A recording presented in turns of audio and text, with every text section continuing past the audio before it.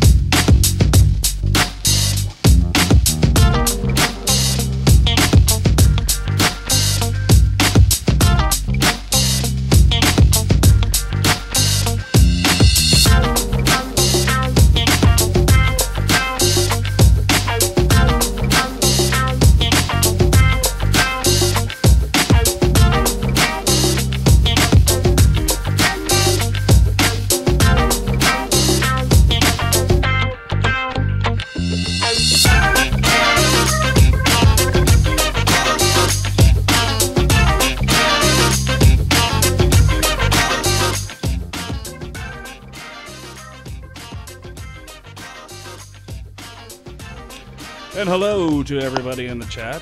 I am sitting here with a guy that has been missing in action from the astronomy field. Used to hear from all the time. Mr. Dave Shock. How are you doing, sir? All right, I'm back. Got internet again. He is back in the saddle. Dropped off the world, man.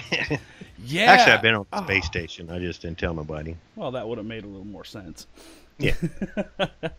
So how are things going, man? Good now. Yeah, everything's been going okay. I just couldn't really afford the internet, got behind, and it was a big bill. And I kept in touch here and there, kept up with Dave Cote on the satellite, and it is done. It's completely done for the CubeSat. Yeah, and for anybody who doesn't know what we're talking about, I do have a video up on the channel. That's the CubeSat for Disclosure video. It was put up, I'm guessing it was just about a year ago now, I believe. Yeah. And well, I'll let you tell everybody because we have a lot of new people. The subscriber list just keeps growing and growing and growing. So there's probably a lot of people that don't know what this CubeSat is. So why don't you go ahead and tell them exactly like what this thing is meant to do? Sure. Well, CubeSats, if you ain't familiar with them, are about a shoebox size satellite. Actually, smaller than one cube satellite. They're smaller than a shoebox. But this one here is a 2U, and it's about the size of a bread box. And we have cameras on each side pointing out. And we're putting this thing up to look and see if UFOs are real, or that's what this is. It's a UFO hunting satellite. It's the first ever. No one's ever attempted it. And since this stuff is getting cheaper and cheaper by the day, it seems like, gosh, to put up a satellite anymore, a CubeSat, 16 grand. I think you can do one, 20 grand. Yeah, and thanks SpaceX. Yeah, SpaceX, and because it brought everybody into it. Now we have these little companies on the side, like who we're dealing with, Interorbital, and you can buy the satellite from them, and it includes the launch. And this thing was, I mean, it's the first one specifically designed to hunt UFOs. Yeah, exactly. I mean, there's so many people that's seen things or have been behind us. I mean, we've raised a lot of money on this through all the UFO field, and it's just time that we use a little science. You know, I am skeptic of a sort. I mean, I do think there's something out there. Too many good people have seen it. Yeah, I think me and you pretty much fall in line in that category where our belief is that yes, there's something out there, but I think if you're the same way I am, that I need that, I need almost an alien to come slap me in the face for it to be, you know what I mean?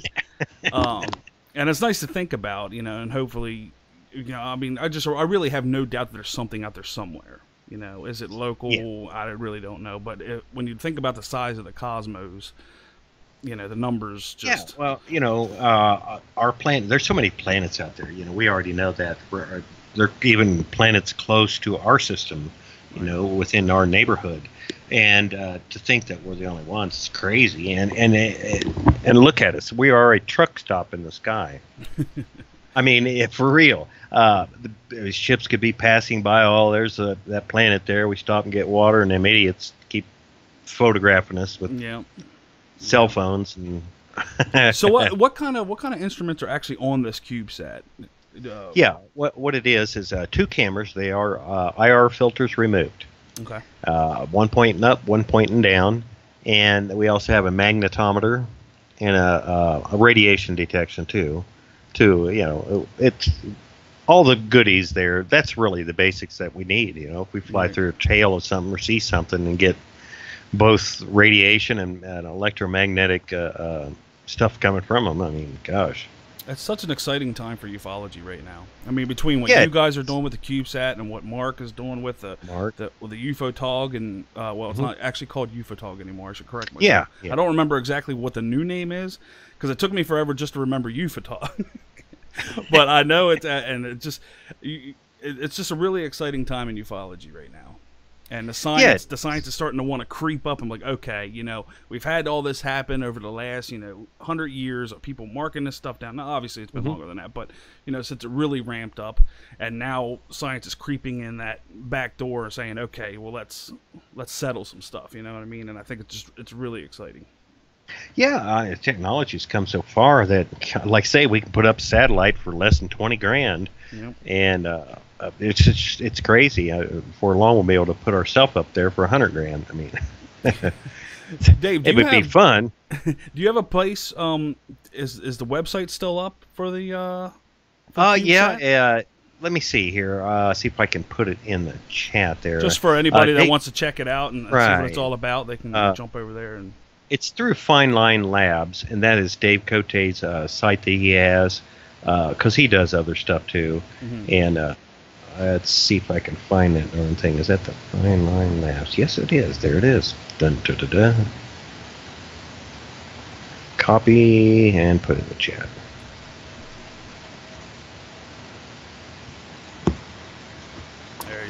So, I mean, on the personal side of things, Dave, health is looking good. Everything's on the up. Yeah, that all finally passed, man. After falling and busting my head, ending up with that crazy, awful headaches. I mean, it's just not craziest thing I ever seen. Yeah, gosh. But then everything went downhill. Lost the internet, and just everything went downhill there for quite a while. Building back up. Look, internet again. Here I'm back. I'll tell you what, I'm going to do something since you're on, and you got some time, right, tonight? Oh, okay. Ain't doing nothing. I think I'm going to bring some people in on Skype. Amanda, I'm looking specifically at you because I know you have probably talked to Amanda. Oh, gosh. She's going to be thrilled to death, yeah. So, Amanda, if you want on, let me know. I'll add you to it. And then after we add her, we might add a couple more people then. Sure. Maybe Rock, if he's up for it. Mm-hmm. You know, I've seen a couple other people in there, and maybe just have a kickback conversation night. Because if there's one thing that some new people don't know about the full moon, is there's one rule about it: it is absolutely horrible for telescoping, unless you're on a nice wide field, which you'll see that Paul is putting up now.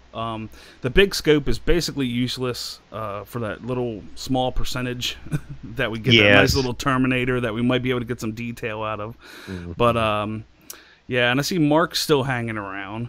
So Mark, if you change your mind or if you get your second wind and you want to join, you know, come on. It's time to do it. Is he telling me what the name of the UFO dog is now? Oh, no, he's telling me. Yeah, we had an object crossed earlier. I believe it was a satellite. Yeah, I heard that. Now, how can I get this right? Find Dave's website. Amanda said it didn't work right or something. With that satellite image, you can't even tell object shape. I'm not sure what he's talking about, but I don't know if he's talking about the shape from earlier that we caught. And for anybody that wants to check it out that's just joining now from the satellite from earlier, if you go back to the timestamp, and it's the timestamp on the upper left-hand side of the screen, you'll see current time. It says March 30th at. So if you take that clock there and go back to 10:15:38, you can see it. It was a nice slow-moving satellite, so it was pretty neat to catch right when we started off the stream. Amanda said she's going to join, so I'll wait for her. And Mark, write in the chat what the new name of the UFOTOG project is, please, if you're still hanging out. Because for the life of me, I totally forgot. I can't remember either. I know. I've been offline for so long, missed out on things like I heard. What was this about Tom DeLonge releasing some video or something? It was all over the news, or you know what? Somebody said something about it. You know, it's. The whole DeLonge thing, you have a split community when it comes to ufology. Yes. You know, it's one of those fine lines, you know, it kind of runs down the Jaime Maussan, you know, area. Mm-hmm. But supposedly he was releasing government footage and stuff, some that haven't been found, and some of them have found out to be, you know, posted a couple years ago, and other people say that's not the same ones. And, you know, to tell you the truth, I really haven't paid much attention to it. Because I'm not a ufologist, number one. Mm-hmm.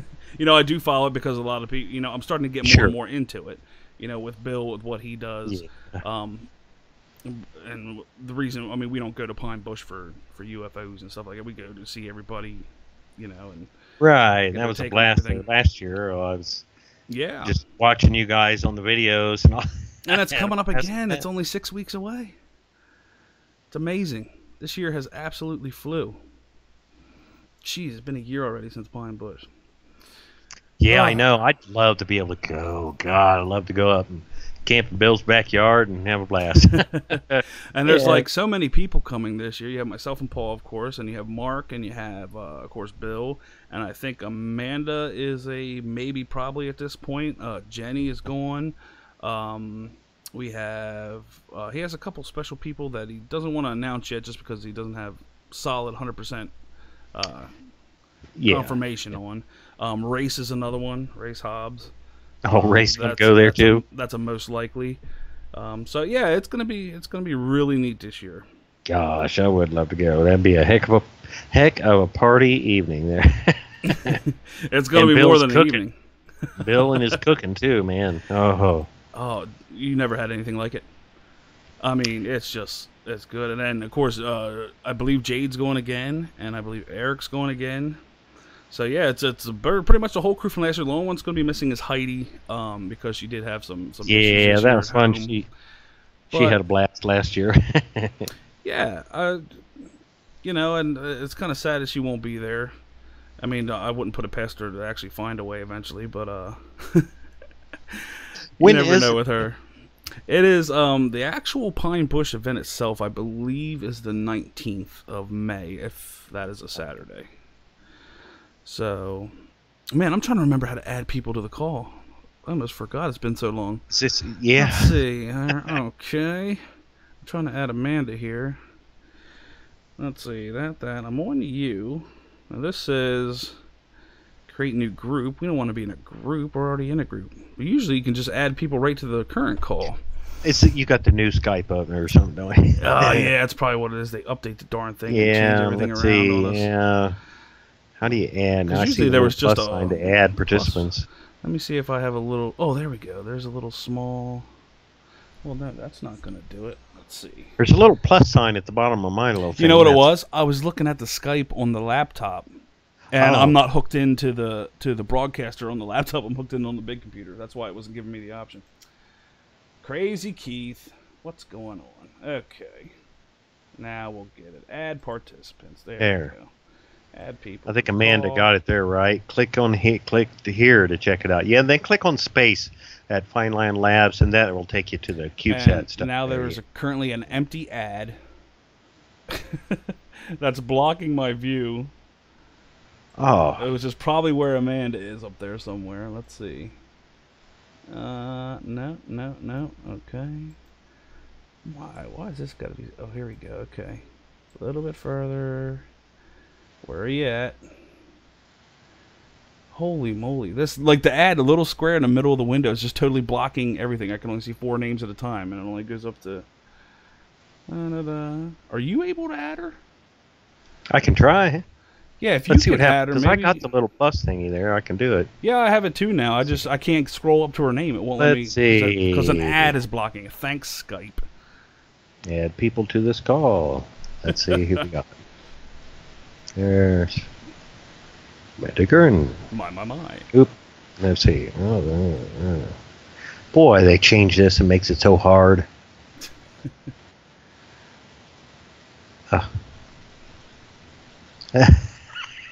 Is it giving it to you? It's giving me. Let me try this. There. I think I got Amanda coming. There she is. There we go. Yeah, that ad was totally blocking it, and the participant list was actually behind the ad, so I couldn't scroll up enough to get her. Yeah, man, that was... Miss Amanda, are you with us? There you go. Hey, all. There we go. David, it's so good to hear your voice. Oh, Thanks. My darling, how have you been? Good. Yeah, I've been a lot better. Been taking care of, well, I don't know if Heidi might have told you, I've been taking care of a bird next door at a friend's house. Yes. I go over and drink coffee with him and stuff. Drink coffee with a bird. He loves coffee. It's a big cockatoo, finger-biting terrorizer. Call him Conan the Destroyer. I'm remodeling his room as a big bathroom, and he's like he can split wood. He can take a 2x4 and turn it into kindling. This bird is so yeah, he's destroyed stuff, and I've been doing some remodeling. He's been supervising. Listen, I know you guys are going to be talking a lot about CubeSat, and a lot of people are here to hear about that. But well, actually, we just Mother decided hen, I gotta know. Yeah, everything. we just decided to have a chat tonight because we weren't sure, what information he could get by contacting Dave. So we decided just to have a little hangout and just let everybody hear his voice and let everybody know that he's back. Yes, and I want to know what has been going on since last we heard. Health-wise, everything good? I'm not sure. A lot of people ask about you, and we missed you. Yeah, I know. I can't never get to do no internet around here. It just sucks to go to the library here. I got to sit outside if I want to talk, and sitting outside there it don't get good reception. But I'm fine. I'm doing better. Yes. Yep, no more headaches. I haven't had headaches in months. I'm so glad to hear that. That thing passed. Yeah, that cluster headache passed, luckily. Oh, but other than that, yeah, I've been fine. It's been turning nice. It's like 78 degrees here today or something, 75. I saw snow on the ground. Let's not rub it in, shall we? Yeah, it is in the 70s, and it's going to be in the 90s down in Phoenix, just down the road. So, Dave, you're still out in Arizona, right? Yeah, Sedona. Yeah. Oh, the lovely Sedona. Yeah, man, it's beautiful right now. Like I said, it's in the 70s and fantastic today. Yeah, now he is rubbing it in. Yep. Actually, it wasn't that bad here earlier. I mean, it was almost 70 degrees this morning, and then it slowly went downhill the rest of the day. Yeah. So now it's down in the 40s again. Wow. And calling for snow tomorrow. Ah! Oh. Go figure. Yeah, well, it's where you live. Yeah. Hopefully not for long. I'm going to be moving out your way. Yeah. I'll be in, I'm going to try to get out towards Utah. Hopefully. I'd like to go to Utah. When is that happening? Good gold prospecting. Anytime soon? Yeah. Possibly. It depends. Well, good luck. Depends on a whole bunch of stuff. But, yeah, I mean, if I do, I mean, that'll eventually happen, no doubt. But time frame-wise, it's going to depend on a lot of stuff. Keep us posted. Rock, did you want to join the call, too? Let me know in the chat, and we can add you in if you want to. I don't know if you responded earlier. You might have. I got distracted on Skype with chat. Go. She says, yeah, glad to have you back. Yeah, I talked to Tana when I before I got the internet. I actually was up within 100-some miles from her. I didn't get a chance to go see her. We were visiting a friend's brother who has cancer, and we were up there, and I talked to Tana from the hotel. Hey, it's good to talk to her. I hadn't talked to none of you guys forever. Oh, good. And Dave, one of our topics of conversation will have to be gold and prospecting. Yeah. One of our friends here, Ronald, he's ERT Radio. Yeah. He has a radio station, and yeah, he's right into that too. And I said, oh, you wait until our friend Dave gets back, and you guys will have a lovely chat. Yeah, I almost got to get on that show. Was that from Discovery Channel, the Gold Rush Alaska? Yeah, I was supposed to be on that show about 3 or 4 seasons ago. What? Yeah, I was supposed to be on that kids team. What is this? I can't remember his name. I haven't watched it in so long. Oh, so you were going to be up there prospecting, huh? Yeah, but I was warned, and it was by that guy who used to be on there, Fred. Yeah. Old Fred, yeah. Warned by him not to do it. Really? Because they instigate fights. The crew, the filming and all that, so much of that, they try to instigate you, and it's in your face constantly. You can't poop without a camera watching you. Oh, jeez. So I was going to go ahead and do it, but he picked somebody else, so I was okay. It must be one of those things with those quote unquote documentary things, because I know when Mark was on a lot of these programs, they pretty much dumped most of his stuff. Off of, if he would give actually like a logical answer. Like, and they would tell him, like, right when he leaves his house, like, yeah, we're not going to use any of that. We're just going to pick and choose. Like, and he's like, okay. Like, what was it? Aliens on the Moon, he said that one was for? Oh, yeah, I remember that. Yeah. And, yeah, he said, basically, he was like, yeah, we're not going to use any of that stuff. We're just going to, film you staring at a computer screen most of the episode and then bring you on at the end. I never got to see that other show you were on. What was it? Something like Antique Roadshow, or it wasn't that, but it was something like that, wasn't it? I was typing something. I'm sorry. somebody, I haven't been on very long, and I keep getting messages and stuff. I don't doubt it. My Skype, I turned it on a little bit ago. I'm getting hammered. Oh boy, it's a wonderful day. There, I just sent a friend to the page here. I would love to have Bill on too, but I think he's still doing KGRA. No. He ended a little bit ago, I think. Oh, did he said he was leaving. Yeah, he was in the chat. I went there to KGRA a little bit ago, and he said he had to go and blink and left. And I don't know. Well, maybe he was send him a message then. Producing, but Rock, are you with us? It shows him there. I'm not sure if he's here or not. As for gold, yeah, I'm here. Oh, okay. Rock is here. Hi, Rockstar. How are you? Yep. What's up, guys? Hey. What's up, buddy? Hey, Dave. Hey, I know. I ain't talked to you forever either. Yeah, I know. It's been a while, man. I haven't talked to you in a long time, Rockstar. Oh. Holy cow. Yeah. Getting everybody together. Hey. Hey, Dave. I have a question, man. Sure. The last time that I talked to you, the CubeSat was actually had made a change, and it was going to circle the Earth. Is that still the plan before it goes to the moon? Oh, this one doesn't go to the moon. Not this one. This is just to orbit of the Earth. Yeah. The other, that's a planned project, but that's still in planning. I mean, it's going to take a lot to put that together. I actually had a funny. You even mentioned that. I sent out emails last year to rocket companies asking about a trip to the moon, sending a set of CubeSats, and doing that project of filming or imaging the moon ourselves. And I just got an email from them about a week ago saying, sorry, sir, but your email was lost somehow, and it's been a year, but we're responding, and we like the idea of your project, and had some rocket company startup, and so it's still in the works. It would really cost. It would cost. That's how you know the interest is good, because when somebody bothers to email you after a year.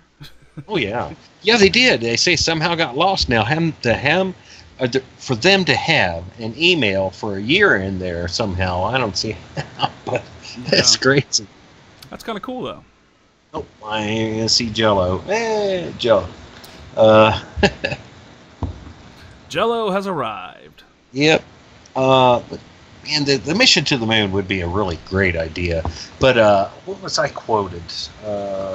$2.5 million, I think, $3 million. Oh wow! For the entire project. Wow.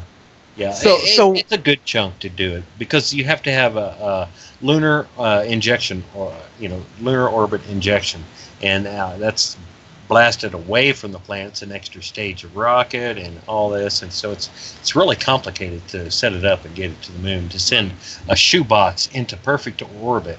So it takes a lot. So I was quoted, and that's a good price, really, $2 to $3 million. Wow. And as for ours, we're doing it for around 50 for what we're doing here to put it into orbit. Dave, he's been ill. Dave Cote is the other guy on that, and he's been ill. He said his health really took a turn. He had a full body scan and stuff, and because just something had been bad. Plus, he just had a baby a while back, so he's been busy. And luckily, got this CubeSat done. But it's just waiting right now, and we're looking at launch. Every time I turn around, I have to say, "Gosh, I got to put it back." Early summer. That's what we're looking at. Now that's still some months away, but finally, are we going to get up? I mean, it takes forever. Gosh, man, scheduling this, and then a startup company that we're standing behind. Right. So that's the thing. And then that's a big thing. These companies can't make it if we don't have a little patience and give them the time to get going here like they are. And if you go to their site, Interorbital Systems, they have some videos of some tests of the upper stage and some of the lower stage Neptune. And so that data that comes back from the CubeSat, that is going to be publicly available? Yes. Yeah. Nice. Yeah, everybody's going to have a chance to check this out. I mean, we see something. It's we see it. It's right there now. We know it just happened. And first call. Let's see, CBS, ABC, CNN. We're calling news, man. This stuff's getting out. We ain't going to have nobody get a chance to stomp our material. This is for us, all of us. Nice. And no NASA, no airbrushing, nothing like that. Tom DeLonge. So how are you going to publish this yourself, as far as what we're seeing within communications of what's going on with the satellite? Do you have any part in that, or how available is that going to be? The data will be available for everyone. You'll be able to see where we are and things like that. We're going to try to have it set up. This is the hope, and Dave says he can. And that is, look at with both Daves. I know I keep saying Dave, and you're thinking he's talking by himself. The other guy's Dave Cote, and he seems to think we'll have a website. What we're going to do, you can go there. You could log in, become a member. I think he wants to. He has a subscribe thing. I think you maybe get subscribed. You maybe get a little special thing. I think he's good. You'll be able to take photos over your area on Earth, flying over Ohio or wherever, you get your own photos. But the data will be right there live. You'll be able to see where we're at, longitude, latitude, where we're at on Earth. Taking the photos live. They're going to be popping up. It's about every 5 seconds is the photos. So every 5 seconds you'll have a new shot. Wow. 2 photos, one up, one down. And this will all be stationed probably through one website, correct? Yes, exactly. That's the best way to do it. I mean, all our people that's helped out, this has been a few years. It's it's been. I can't believe I've been at this a couple of years, racing this and doing this. This space crap takes forever. I mean, in a way, you were the voice in the face of the CubeSat.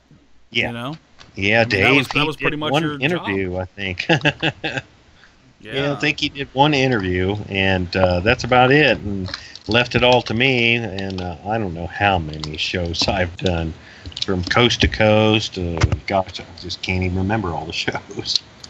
It's just it's amazing that it's finally going to happen. Other Side of Midnight was one. Yes, The Other Side of Midnight. Yep. With Richard C. Hoagland. Yep. Who is on KGRA, right? Yeah, I was on many. I don't know how many shows from KGRA. You had your own show for a while. Yeah, I did my own broadcast. Yeah, that only lasted for some weeks. It did a little disappointing there. Just didn't work out with us. Well, but I think you can still find those episodes on YouTube. Actually, the episodes are available. Yeah. Yeah, they are available. Interesting people. Mark D'Antonio, I believe, was one. Yeah, Mark was one. Gosh, we had a blast time. It was good. Yay, Mark! Mark's always a blast. I mean, I'll hit him up on the stream, like, hey, you want to come on for a couple of minutes and chit chat? Yeah, let's do it. And next thing you know, 4 hours later. I know it's done that many times. I've been on one or so of them myself with the guys. We get to talking science, and science is my big thing. I love it, and that's why this is important. What we're doing with the CubeSat, it's science, using real science to finally look at it. It's almost become our thing. Yeah, it almost become a thing. Like every time we hang up, I end the stream, we look down and go, "Wow, that was like 3.5 hours, or that was 4 hours." Right. There's Jenny too. Hello, Jenny. Yes, welcome, Miss Miko. And Tana. Actually, I should go down the participant list and see here, because we do have some people hanging out on a Friday night. Yep, sure do. Oh, give them a 30-second warning. Type hi or something, a heart, a smiley face, something, and if you want to shout out in the chat, type something in the chat, because it's a coming. Ooh, magic mirror. I did message Bill to see if one's calling. He hasn't gotten back to me yet, so I'm not sure. He might be. He may be doing editing if. Yeah. Maybe that's why he had to leave a bit ago. Patrice was a pre-record. I'm not sure about Jill. She's usually on for another half hour, but if it was a pre-record or a replay, the only thing I can think is if Don Ecker was on tonight, he might be editing his 2-hour show. Jenny, let us know if you want to come on with us. We can add you to the call too. Oh, what a night. Yeah, that's crazy, Keith. You get to meet Jenny after all this time. Yeah. That's awesome, dude. My first moderator.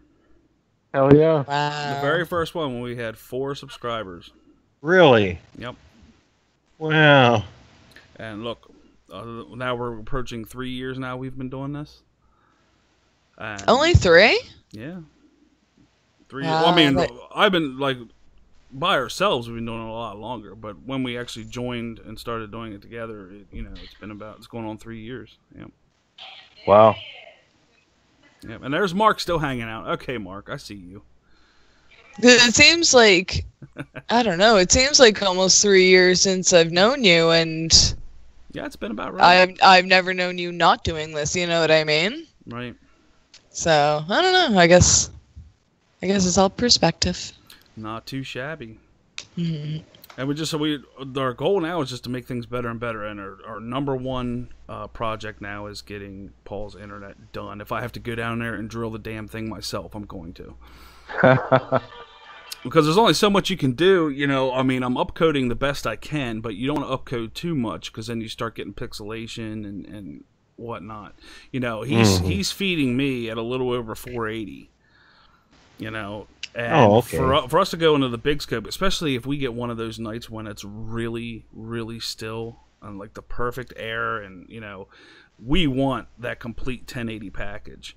And I believe we had talked the other night, and I believe starting in May, regardless of what happens, we go full 1080 feed wise, and then I'll be able to keep it 1080. And then what we're gonna do as well is I got a mount coming that this town's gonna get pretty active, because what I'm gonna do with that mount is I'm actually mounting a wide field for the moon that'll actually be, so when it's out during the day, even when we can't stream at night, it'll be the daytime moon just sitting there tracking the that'll moon be interesting. all day long. Yeah.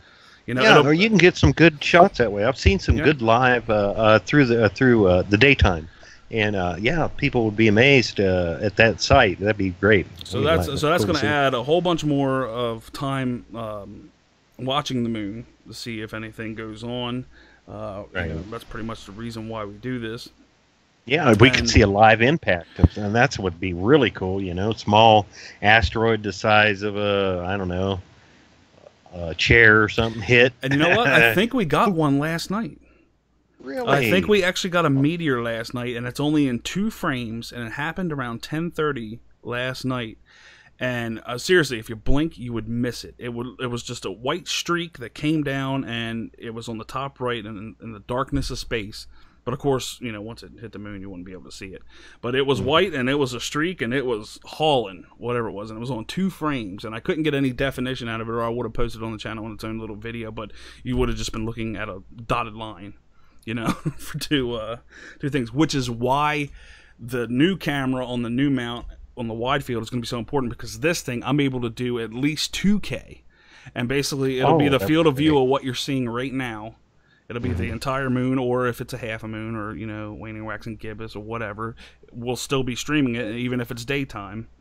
So, and what I'll be able to do with that is I can zoom in a lot further because the resolution will be there. And I can go up to 120 frames per second. So, less little dots. 120. Wow. Yeah, and I can do that that'll live. be great. So, that's the plan as of now. So we're going to have a lot more moon, even daytime moon. Paul's still handling the night because he's got it on lock. I can't even begin to compete with what he's doing on the floor. I mean, the dude, he just gets better and better. Every passing stream that we do, he just, when I look at the moon and I see this and I'm going, man, it's a great night. And I'll be texting Paul like, man, it looks really good tonight. He'll be like, yeah, He is that much. He is that much of a perfectionist. Yeah. That even when I'm thinking it's looking amazing, and he's like, "Nah, it's all right."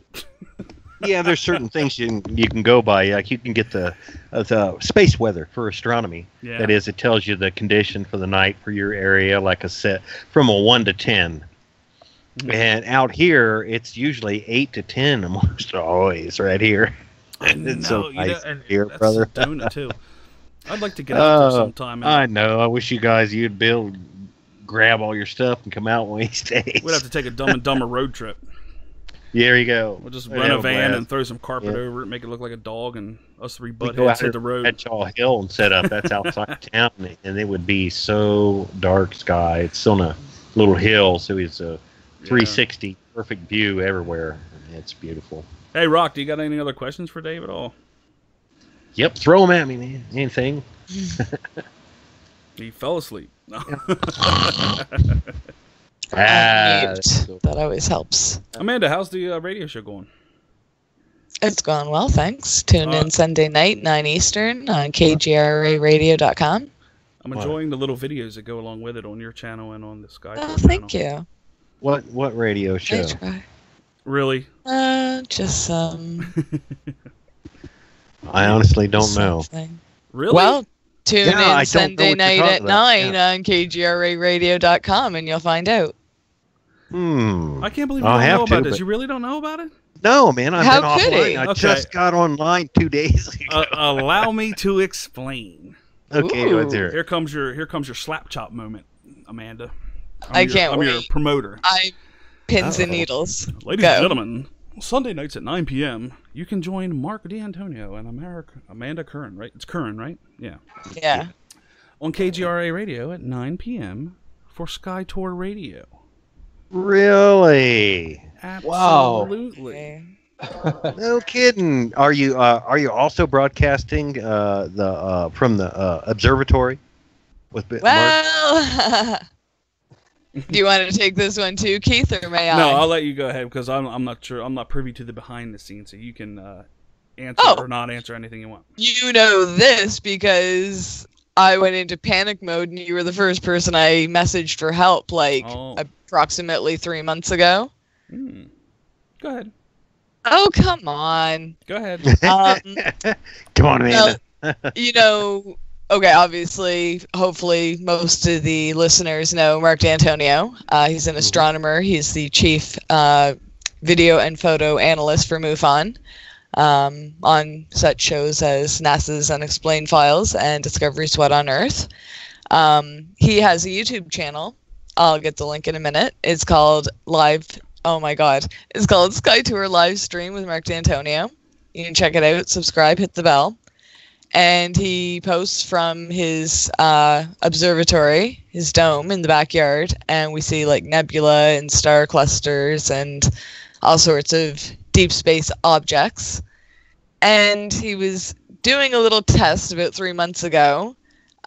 He was going to show us that there were human remains on the moon, meaning, we were there. It wasn't just staged and videotaped in a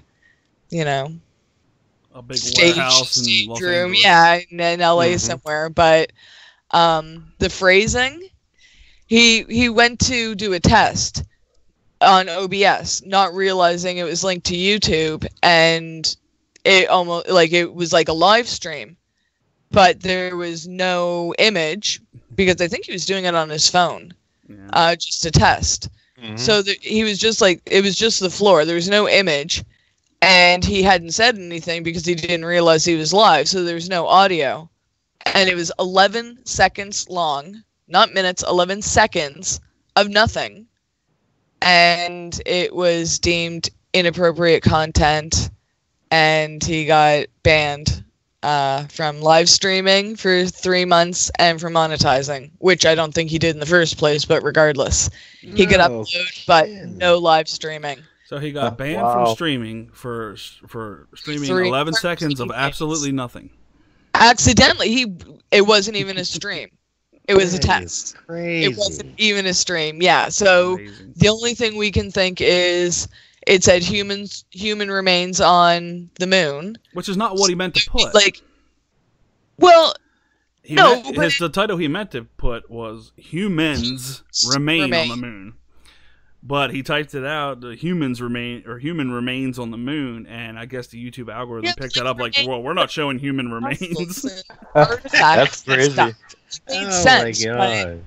Yeah, so it was a 90-day, no more live streaming for you, and he just got that back the other day. He did a daytime moon stream, and it was gorgeous with the light blue background. It was beautiful. Yep.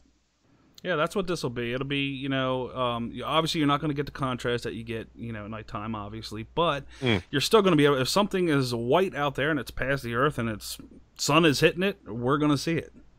The resolution is going to be amazing. And that's being done here from Pennsylvania, so I don't have to worry about a lot, like the humidity that Paul has to worry about a lot. Oh, yeah. But this jet stream has set up beautifully. And he said lower altitude. Yeah. You know, there's a lot more atmosphere. You're up about 1,000 foot, aren't you? Yeah. Yep. Yeah, about 1,500. Oh, okay. I bet what you caught last night. How do you know that it was a meteor? Well, number one, it was in light. Okay, so the sun was hitting it. I mean, it was bright white. Number two, it was moving like a bat out of hell, whatever it was. So either somebody had to be shining a flashlight on a mosquito, like 15 feet from the scope. 15 feet from the scope, but see, this was so thin. Like, it was just, I mean, when I say bright, I'm not talking about it lit up the screen or anything like that. Like, literally, it just looked like a line appeared and disappeared. And then when I went back to play it back, you can actually see in 2 frames how it came down from the top right, and then the next frame it was down a little bit more. So that's how I know it was coming, you know, it was actually moving and not just a blip, you know, on a video or something like that. It was actually a moving object. Yeah. Now, I could get no kind of structure from it or anything like that. So what moves in space that is super fast, that is hard to see, that is hard to catch, especially when it's not going to hit any kind of atmosphere to light up and glow, you know, like a meteor shower would. Could it be... that'd be a satellite, or maybe could it be a piece of whatever is falling to Earth? If it was, it would have hit the atmosphere, and it would have lit up.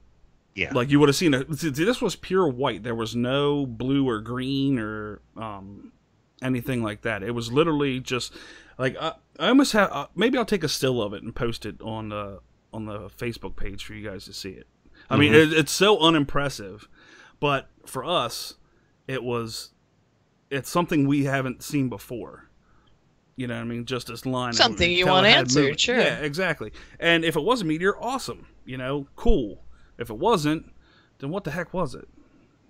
You know? And I mean, a meteor would still be cool. I'm just thinking of that thing that was falling today, and I don't know, was it a Chinese satellite? Yeah, or but that's an Earth orbit. If it was, and being how far the scope was, I'm guessing it would have been a lot bigger. But this was just a faint line, you know, and I barely caught it. If I would have blinked, I would have missed it and not even seen it. And then, of course, I marked down the time, and I had to go through the minutes because it literally lasted maybe an eighth of a second altogether. Yeah, it was super fast.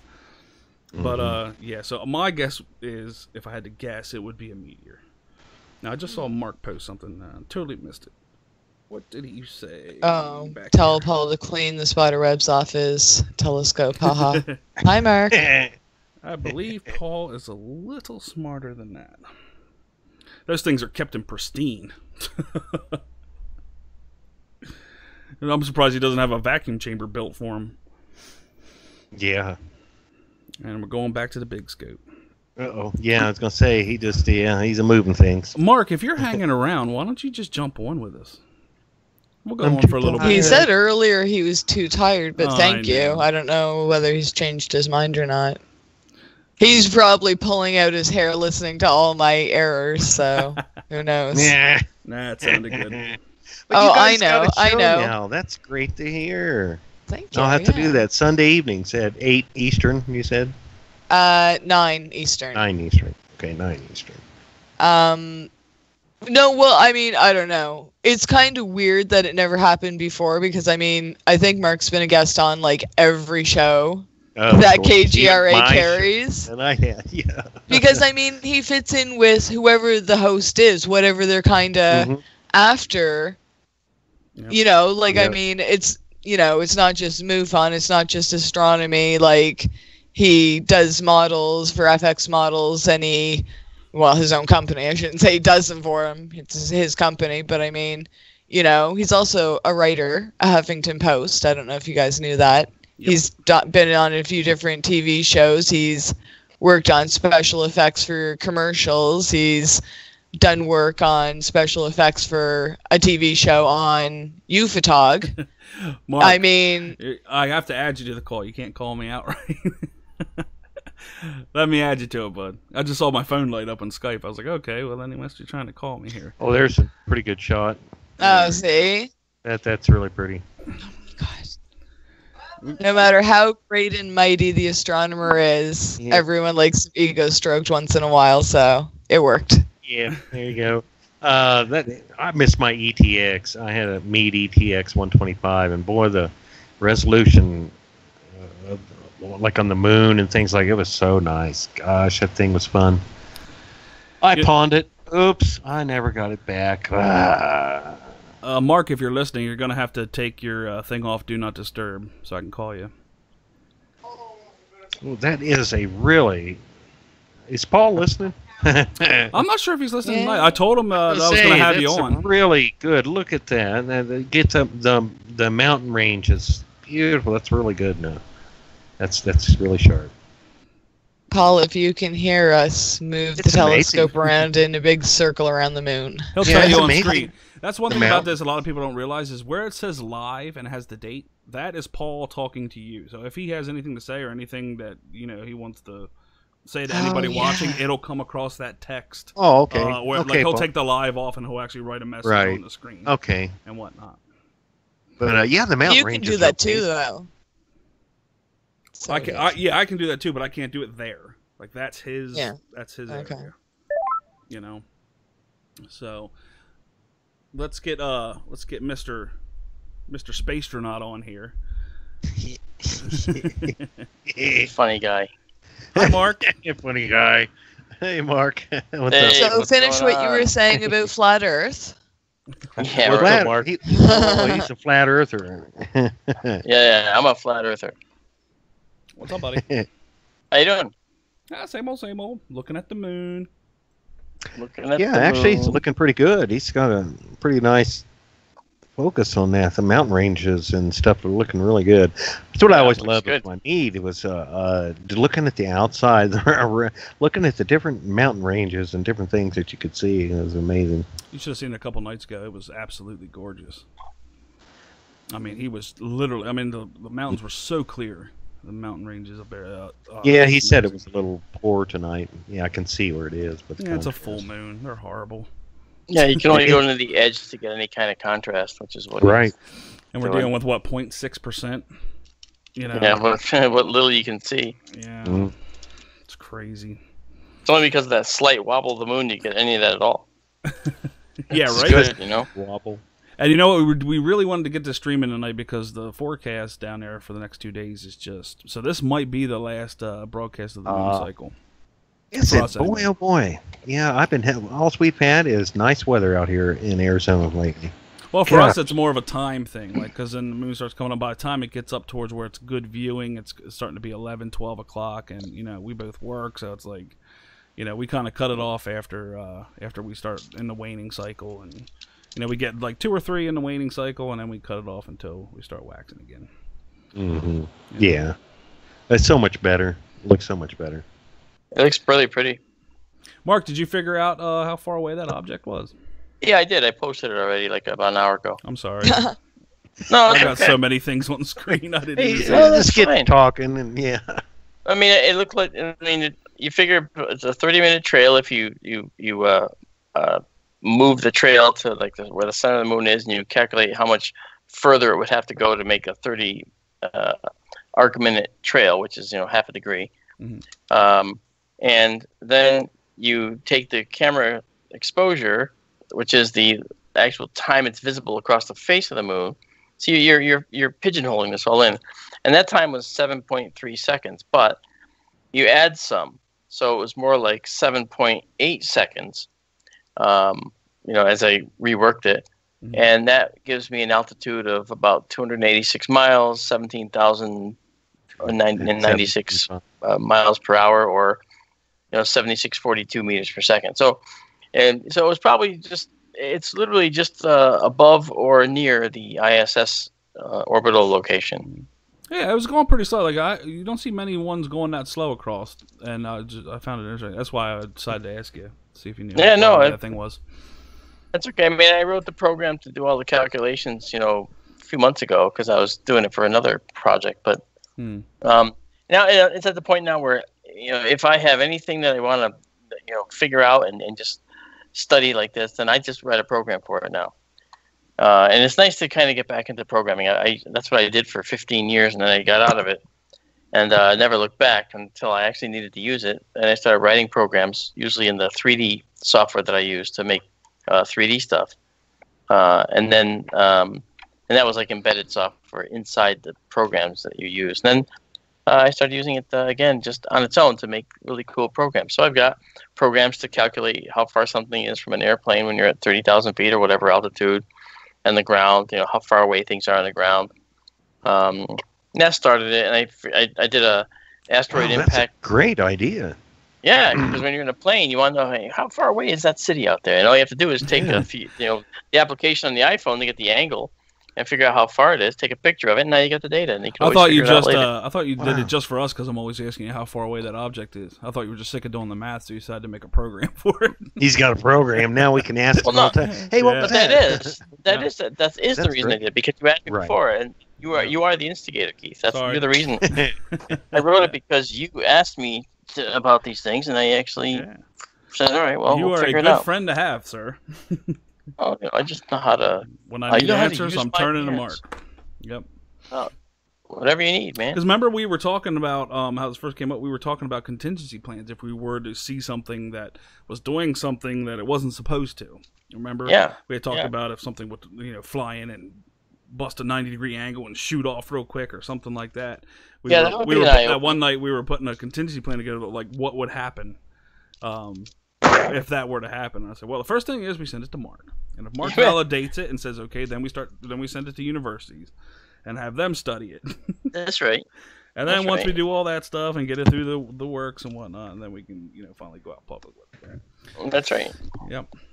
Peer review. Never ever underestimate peer review people. No, you can't. You've got to. If you don't do it the right way, then there will come along someone who's going to say you didn't do it right, and you have to say you're right, I didn't, and then that's it. Now your credibility is shot. Yep.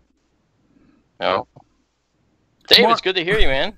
Yeah, gosh, after all this time. Yeah. Like fell off the earth there. So I didn't know you guys had a show, and the earth's flat, so I understand. Happen. Yeah, I understand. Yeah, I can hear the Antarctic Army got you. We're going to bounce our CubeSat off the roof there when we send it up, I guess. Yeah. So what's it? I didn't hear the part where you actually gave a status update on it, and I won't make you repeat it, but what's the short of it? Oh, well, basically, Dave has it done. Yeah, Cote got her done, wrapped up. It's just waiting on them. The new startup rocket companies. And see, if it ain't for people like us who will stand behind them and be a little patient and let them get going, because they're saying now early summer. We've been put off for a while on this, but and that's just the way it is for that. And I understand, and I'm happy to stand behind them. It's these little companies that are going to be big, and if people don't give them a little patience, they'll never make it. No, I understand. They say early summer, yeehaw, we'll go for it. Good. That sounds great. I can't. Yeah, it's ready to go, man. I'm like nervous as could be. Boom after launch. I mean, there's so much until it's up there floating. I won't feel safe there on it. Well, I don't feel safe already because since you just went boom. I know. I can just see it now. A missile meeting it, from some military ship out there. They'll blow it out of the sky. But I don't see. Honestly, that's always been a joke. I don't think they'll ever do anything like people seem to think, or jam it or anything. I think that most of the people talking about the conspiracies are these. People that are so heavily invested in conspiracy that they can't see anything but conspiracy with everything, even if it's legitimate. So if you had the internet back a little bit earlier, you could have thrown it on Elon's car. That's right. I could have put it in the passenger seat. Well, it's only a shoebox. It wouldn't take up much room. Just drop it off on the way. I don't know, Dave. A lot of us thought you disappeared. We thought maybe you were driving that thing. I thought he was Starman, that's Dave and Dave Starman Shock. Hey. If it would have had a CubeSat under its arm. Yep. Could you imagine that? Yeah. That'd be cool. That would have been funny. The radio was on, playing, even though it wouldn't be heard in space, but I guess the radio was on till the batteries were down and sending a car into space. Can you imagine aliens flying in that thing? Say, what the hell is this? Those stupid humans. Yeah, stupid humans. We're trying to make we're trying to make our way into space, and they throw up a stupid transportation vehicle. What the hell? Yeah. All the things these humans could have put into space, they put some dork shaggin' wagon up here orbiting Mars. Yeah. They probably took it back and put it in their museum. Yeah. Look at this old crap we found. Well, it'll be back in a million years or so. Yeah. Yeah, really. Isn't it in that highly elliptical orbit toward Mars? Yeah, but I think they said it when it eventually comes back, it's either going to hit Earth or Venus. One of them. I was just reading a little paper on it. Wow. So Starman will have to panic at that point because he's got that Douglas Adams nod there. Don't panic. You know what? On the center console there. But how great would it be if, say, let's just say whenever it comes back, and this is part of history now, so they all know there's a car in space, which seems ridiculous to say. Are they going to? We don't know things that happen that far away. I know, but say this thing's coming back and there's no spaceman in it. Like somebody stole the spaceman. Like somebody, oh my God. Somebody graffitied the car, or there's like spray paint on it or something. Or worse, he falls out and comes back, and he's what comes back in a million years. Just some random dummy floating by. Yeah. Or inside the spacesuit is a dead alien. With a hell of a sunburn. Or the car comes back a different color. Rivals.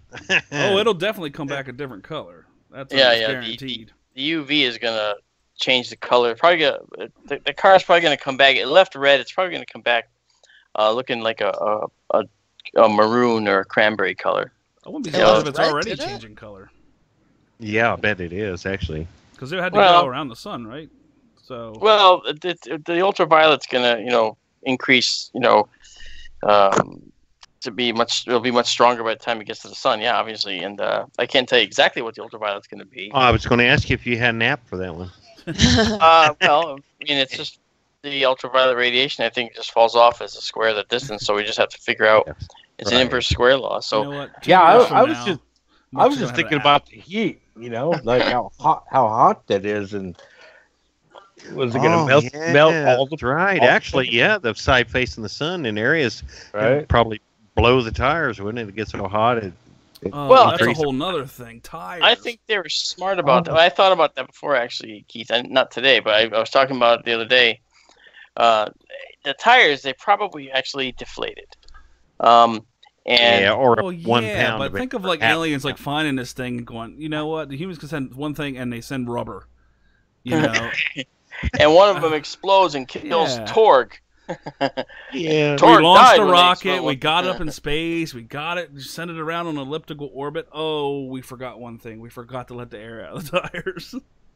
Well, the tires boom. Yeah, blow them all four. Yeah, they would act like little retro rockets for a few seconds as the air comes, speeding out of the cracks and stuff. But the thing is, if you think about what the cold of space would do to it, in space there's no temperature. Okay, it's just whether things absorb radiation or reflect radiation. So, the darker surfaces, especially tires, would absorb radiation. So those tires would have an internal temperature that's actually pretty warm, maybe as high as 400 degrees or so, maybe a little higher. But in the cold, you have a temperature now that's going to be well into the negatives if you can actually, if a tire can or anything else could radiate any radiation, which it will, metal surfaces, then those metal surfaces will end up being extremely cold. And if they're extremely cold, right next to something that's being extremely warmed up, well, then the car's going to develop cracks, because those cracks are So basically, we just polluted our solar system. You sent a car into space. I think what could happen is that those rubber tires, those have a tremendous flexibility, except when they're down very, very low temperature. So I imagine that those tires have already cracked during heating and cooling cycles, probably while still in orbit. It's like sending out a big beacon, just going, "Hey guys, Earth, don't even bother. They're just a bunch of litter bugs." Yeah, right. There's all the crap floating around their planet. We sent a car up here because we could. We're gonna turn into a car. he tried to land them fairings. What was it, yesterday or today? Oh yeah. He tried to catch it in the net. Yeah, tried to catch them in the net. They were slowed down through like a kind of like what it was. They had little like wing things on to help slow them down, but I guess it all tangled together and pow into the ocean. Well, yeah, I mean, trying to save some money a little bit, I mean, the cost of sending the ship, man. I mean, the core, when I watched the heavy lift launch, I've said this before, it was just such a beautiful sight to watch those two boosters come down together, and then I couldn't wait to see the core, and they showed the barge. I was waiting for the core to land, and it landed, but it actually ended up, landing out in the water. But you could see it landed very close to the barge. But they made it so that the core, if it didn't have enough power to land, they made sure that the core was actually off course. In their process, they make sure it's off course and it has to readjust to make so the final crash onto the pad. Yeah, and kill the barge. There's a good question for you in chat there, Mark, from Gary Munson. I was going to ask him, where is he? About a moon satellite that I always see with my camera, and it never changes position no matter what time it is, and I wonder if you have ever seen it. A satellite that doesn't change position, I can't say that we have. The only is he though? Yeah, well, I mean, where on the moon does he see it, and is it something that's a satellite of the moon, or is it actually a star near the moon that he's seeing? And when he says he never changes position, meaning in one night, or like for weeks on end. I mean, I don't get it. By the way, life on other planets exists. Don't let it distract you. Oh, I already know what it is by looking at the question. It's a geostationary satellite. Well, yeah. I was thinking that, but yeah. But are you going to catch that with a regular camera? Oh yeah. Well, yeah, sure you could. I mean, that's always above the moon. Well, no, that's the thing. See, you wouldn't see it. See, geostationaries are actually kind of easy to capture. Mm-hmm. You just put out your you put out your camera with a telephoto, say, point in the direction of where you know they may be, and you just let your camera do star trails. And the ones that aren't trailing are the geostationaries, because it'll be dots with little tiny wiggles in them, because they do wobble in their orbit. Mm-hmm. But the stars will trail.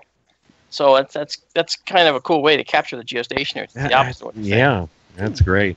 But when he said it doesn't move, I thought geostationaries. But if it was a geostationary, you would see it move against the moon very slowly. If it was between you and the moon, you would actually see that. You would actually see it drifting across the moon's surface very slowly. Because the moon is moving. I mean, all you got to do is, if you follow the Earth's motion, the moon still can outpace you, all right? And it'll outpace your telescope over the course of the night. And you think, oh, my telescope's not guiding very well.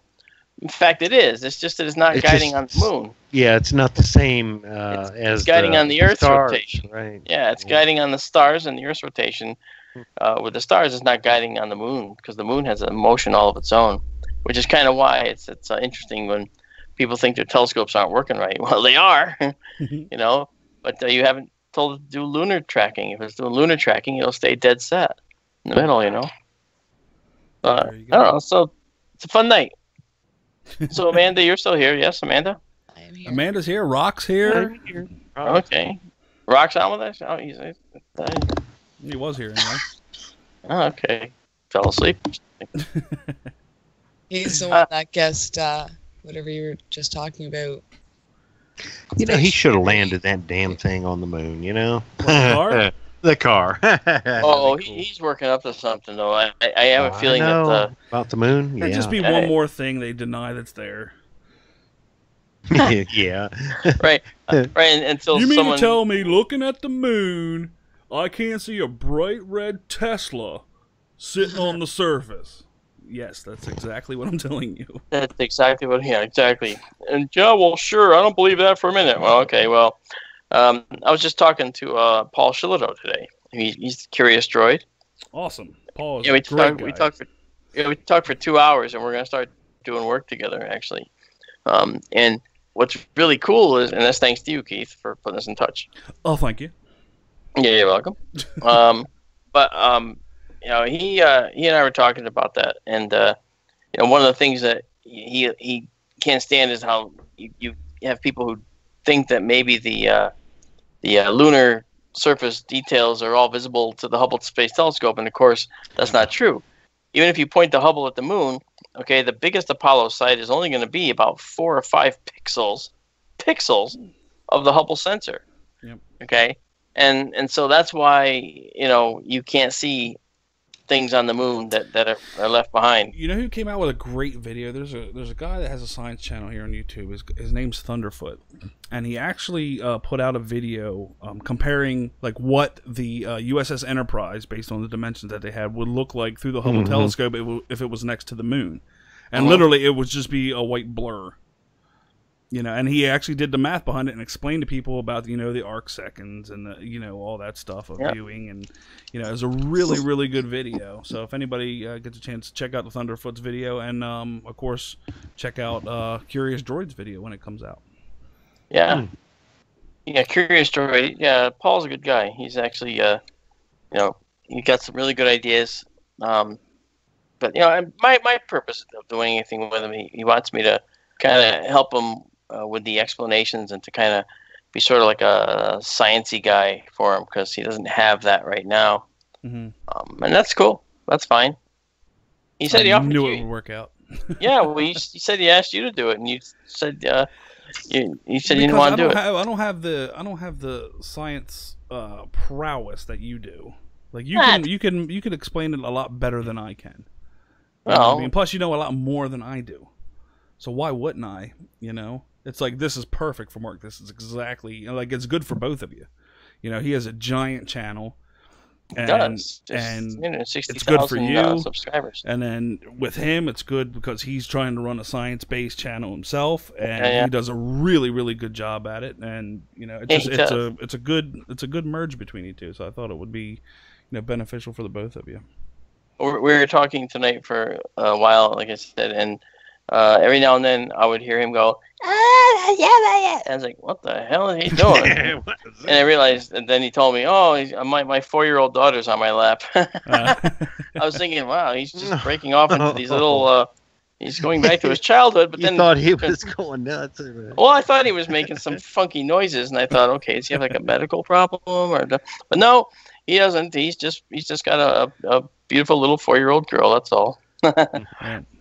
Among 3, I guess, so poor guy. He'll never get to use the bathroom when they get older. That channel is called Curious Droid, and all you gotta do is put that into the search bar up there, and you'll see. I mean, he done so many videos of stuff that we get like a lot of questions from the people in the chat, from new people that don't really understand astronomy all that much and want to learn more, and that is one of the channels I point them to, because he tackles subjects that a lot of people ask, about rockets, about why we can't see the Apollo sites.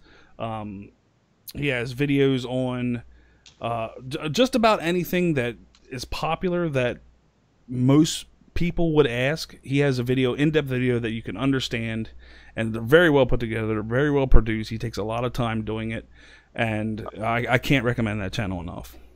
Yeah. Yep. And the link is in the chat. Oh, nice. Very good. Yeah, I just I went to it myself here. I was looking at. Yeah. They're all subscribed. Yeah, subscribe to Paul. He's got some good. Whoa! Look how many subscribers he's got. And if you subscribe to him, 360-something thousand. Write in his comments that P&K sent him. Yeah. Well, I told him he couldn't remember who it was he talked to. Figures. No. I mean, he said P and A or something, and no, you talked with Keith. Keith Tickets from P&K Space Imaging. I originally contacted him because I was going to get him on as a guest. Yeah, you remember telling me that. And then he was kind of shaky about it. He's like, well, I'm not really a science mind or anything like that. And the only reason I wanted him to come on is just to promote his channel, because I thought it was great. But, but either way, yeah, it's gonna work out. I can't wait to see the videos that comes now. It's gonna be really good. Well, he's already really good. I mean, I'm hoping to add a little of what he needs for the science background, and it'll just make it, I guess, hopefully that much better. But you know what? I've been watching his videos for a long time. Like for instance, he had a great video I watched literally the other day, and it was like, when you see a tank shooting a bullet and shooting a tank shell, the camera can follow the tank shell and lock right onto it and follow it all the way across the field of battle until it hits. How in the world can a camera turn that fast? And the answer, which I was reasoning, I always like to try and figure it out. And I figured the camera can't turn, so something else has to turn. And that's exactly right. And I could tell because you couldn't see it traveling through the whole field. There was a point where it stopped, and it had to allow it to go out of the field. And that was the point where the high-speed mirror was turned on edge to the camera at that point. It's actually a high-speed mirror that the camera's looking into. And the mirror just goes vip and flips imperceptibly in a very fast motion. Because you can move a mirror that fast. You can't move a camera that fast and expect it to survive. So they move the mirror, and the mirror is actually reflecting the shell in it. And there it is. Once you get the adjustment, once you get it right, you got it, It's very, very cool. Wow. I believe Paul is attempting to take a peek at Jupiter. Well, it sort of looks like he's got her out of focus at the moment. Yeah, here we go. Yeah, but it's on the edge of a building or something. You can see that edge? What is that? I'm looking to see what the... It looks like it's still real low. Yeah, he's got it on there's a building that it's just coming up above, I think. Yeah, it's about the same illumination as the moon right now, so... Well, it always is. Pretty much full. Well, it always is. There's a nice little moon there, and now he'll dim it out, and now I gotta go to work. Yeah. Yeah, he's got some chromatic aberration there. So in the I'm edge, feeling verklempt. so low. Talks amongst yourselves. Here's the topic. Okay. Jupiter. Jupiter, right. Yeah. Yep, it's a monster planet that would scramble your brains when you get close to it from all the radiation. Yeah, it's got a high-level radiation field. Yeah, people don't realize things like that high-level radiation field. It extends pretty far out around the planet, and without the proper, hey, let's take a cruise around Jupiter. That'll be your last cruise if you don't have the right protection. Well, it'd be your last cruise if you don't go far enough away. If you went at the same distance that the Juno spacecraft went, then you'd be fried. Yeah. Juno, of course, was a polar. For those who don't know, that was a polar orbiting probe that was circling Jupiter. And I think every 53 days, wasn't it? Yeah, it's a highly elliptical orbit, which took it very close to Jupiter, and got these unprecedented photos of the poles of Jupiter, which are actually predominantly a really interesting color. There's a lot of blue, which is from these. Look at the red spot right in the center. And there's a lot of these blue tints, which are actually the result of chemical pollutants, because Jupiter is mostly hydrogen. But of course, when you have these methane and other trace elements, it's all it takes is a few traces, and bam, you get these different colors that are just by far just so pretty, so gorgeous. It is amazing. Look at the different. Yeah, I'm not sure that's actually the red spot. Is that the storm is visible? Is that the red spot? Because I can't really. Oh, don't worry, I'm working.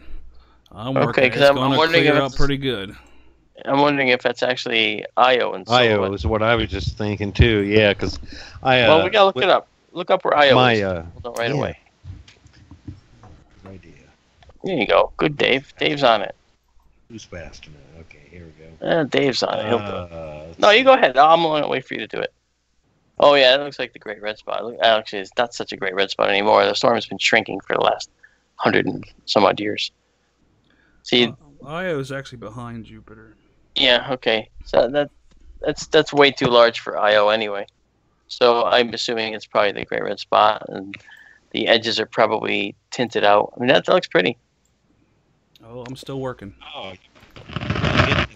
yeah. With my ETX, a friend had one of those digital microscopes, and I would say it fit right into my eyepiece mount, and I could get that in there and focus it, and done Jupiter, and did a nice couple videos of it with Io passing in front.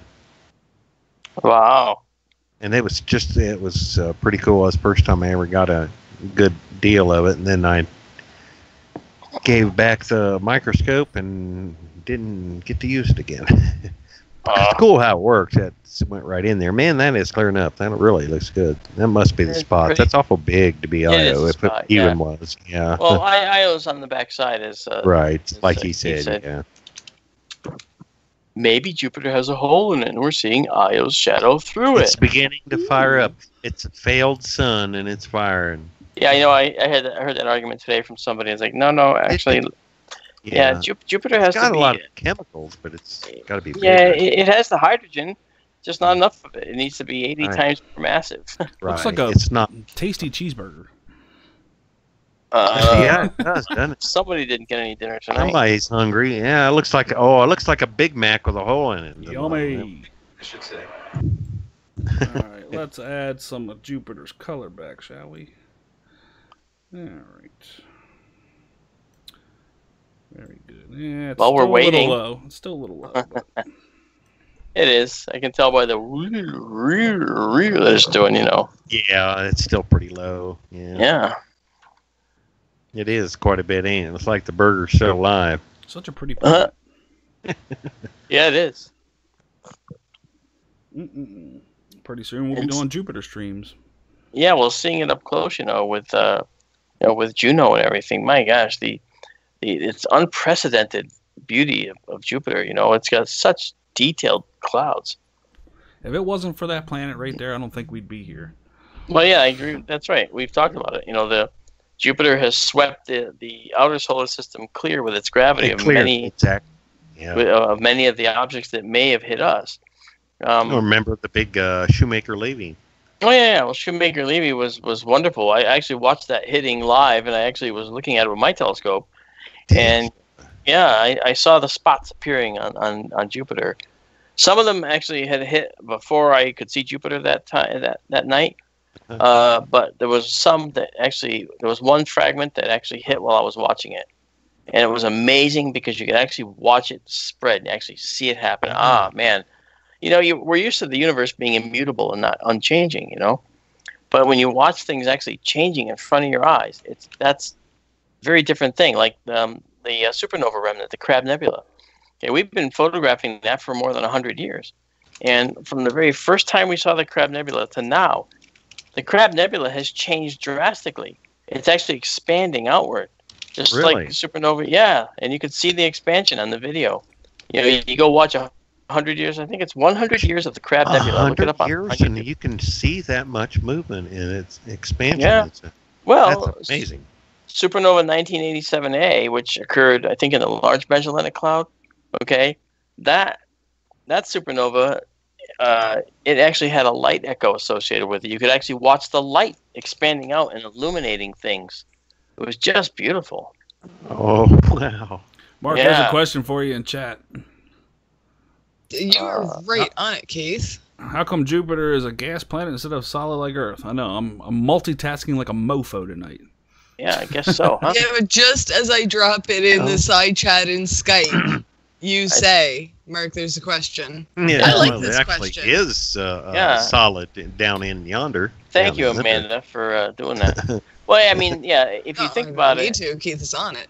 No, but you posted it, and I'm reading it as you wrote it. So Jeff is asking a question, and it's not a dumb question. The only dumb question is the one not asked, and that is, how come Jupiter is a gas planet, right, instead of a solid planet like the Earth? Well, that's a very good question, because when we look at the nature of our solar system, in our case, and we've noticed now by finding other planets elsewhere around other stars, this isn't the case everywhere.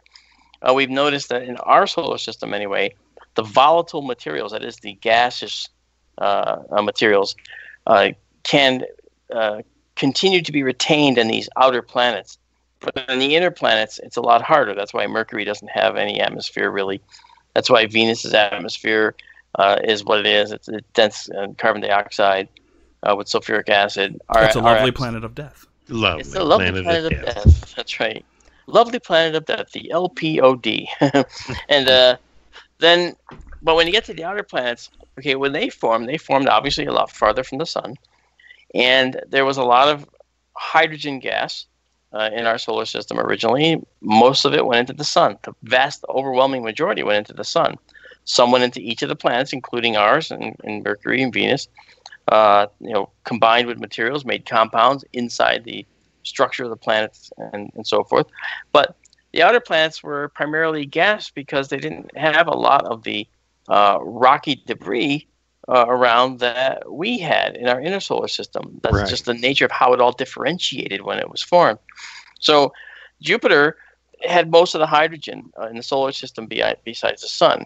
And so it was able to make a large planet. Now, had Jupiter acquired 80 times more mass, then perhaps, not guaranteed, but perhaps fusion could have started, because the temperature in Jupiter's core could have gotten up to around, say, 13 million degrees Kelvin. And if that was the case, then it's possible that Jupiter could have been a small star of some kind. Ignited, yeah. Poof. It would start fusion, if it had that pressure. Now, who knows whether it would have lasted. The star is in a constant battle. When it has that extra mass, it's constantly trying to collapse itself because of gravity, and the only reason it's being held up is from the outward pressure of the radiation. Or the radiation pressure outward is exactly balanced by the contracting effects of gravity that's trying to crush it. I know, huh? And that's called that's an equilibrium. It's a hydrostatic equilibrium, actually. So when you have that, you have a balance, outward forces versus inward crushing forces from gravity. And that's hard to say how long Jupiter could have lasted. With what it had, its fuel, and it could have. It'd be going through it. It'd be going through it, and the point is, small, low mass stars actually live up to trillions of years. Now our sun's going to go billions, about 10 billion, but those red M-class, dwarfs that we call the red, the OBAFGKM spectral class listing, those M-class stars actually can burn hydrogen into helium for billions of years, provided they actually have a supply. But Jupiter's way too small to be that, and to say it's a failed star is like saying Earth is a failed superplanet. Well, what do you mean? So, Earth is the size it is. Jupiter's the size it is. It's not failed at anything. It's a very successful, It's very successful Jovian planet. Yeah. It's swept our outer solar system clear of debris. For aliens, it's probably like a vacation. Go by Jupiter. Hey, let's get some photos. That's pretty. Yeah, been to the red spot. Yeah, okay, been there, done that.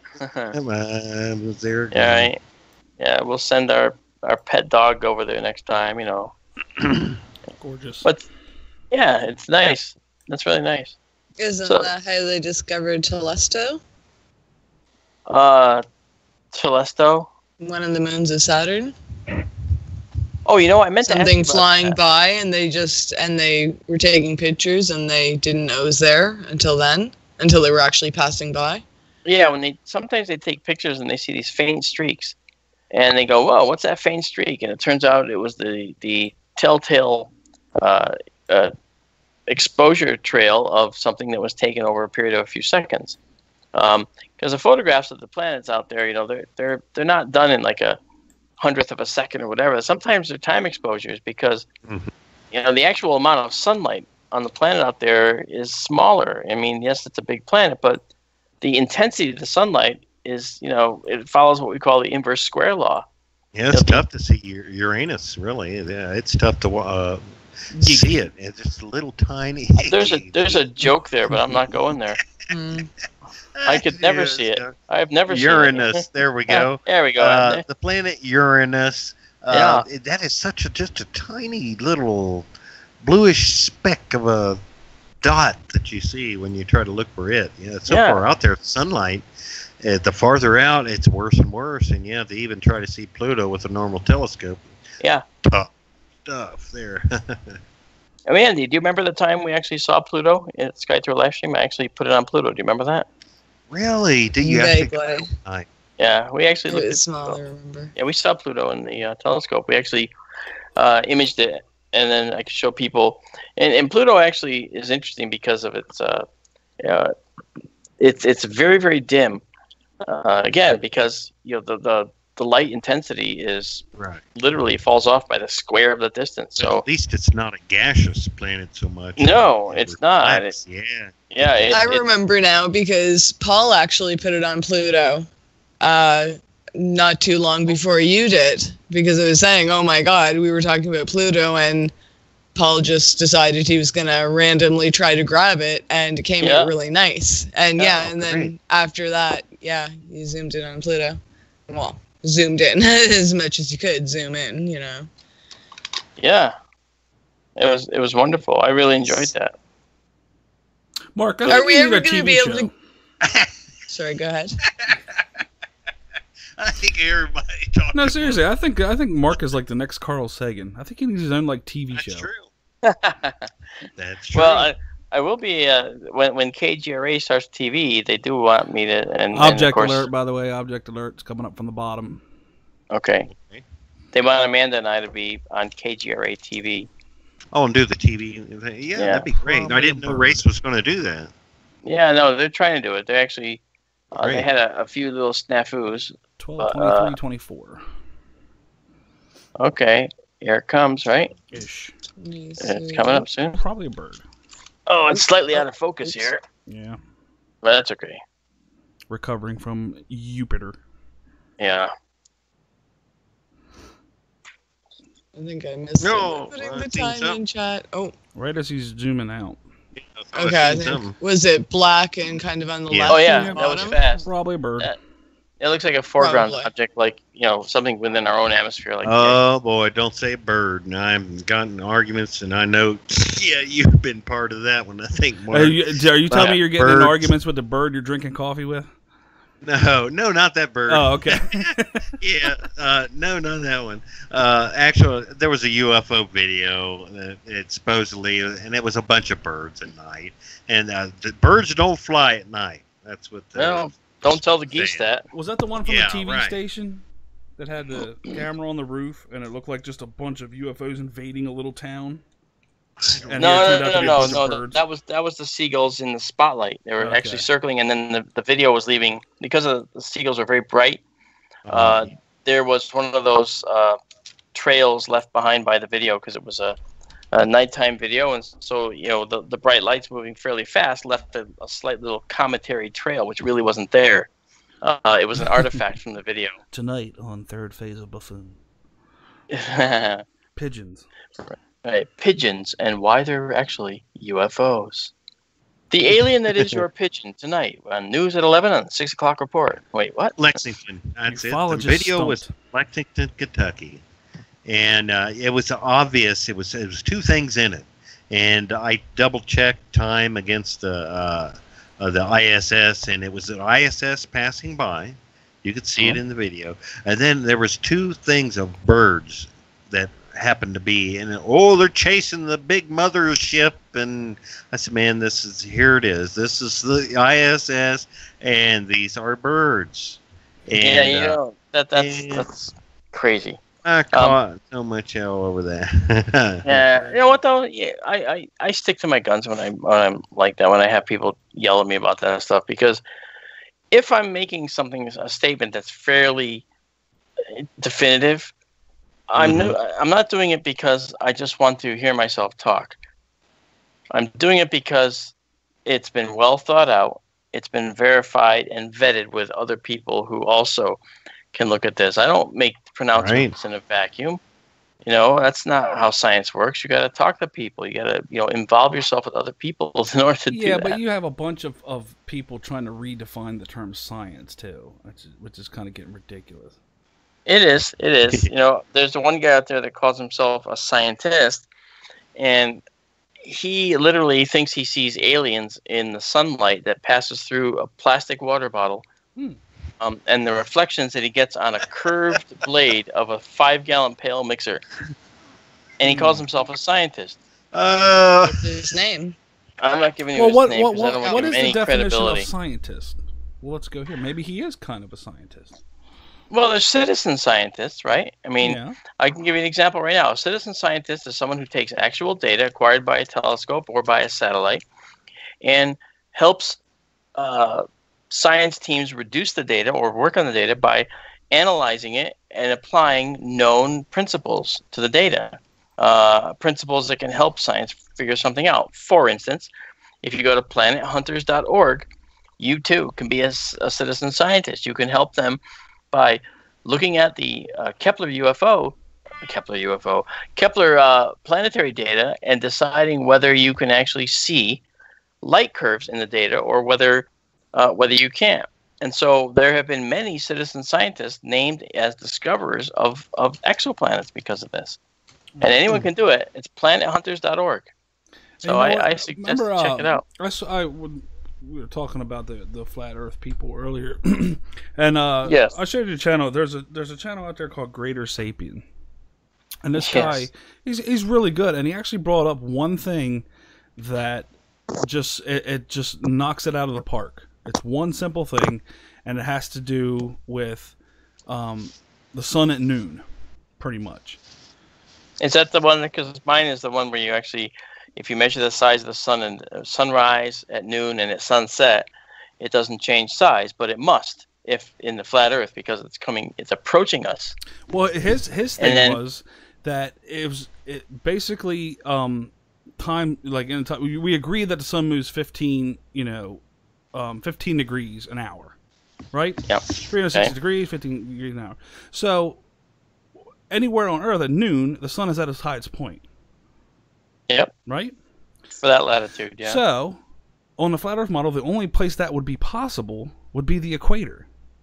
If you go to try to do it from South Africa, you're looking at it on an angle. It's down in the sky, or it's up in the sky, or it's over in the sky, or it's not lining up on the actual 15-degree mark. And this is because it's observed. It's agreed on universally that 15 degrees every hour, and you wouldn't get the sun at its highest point on a flat model.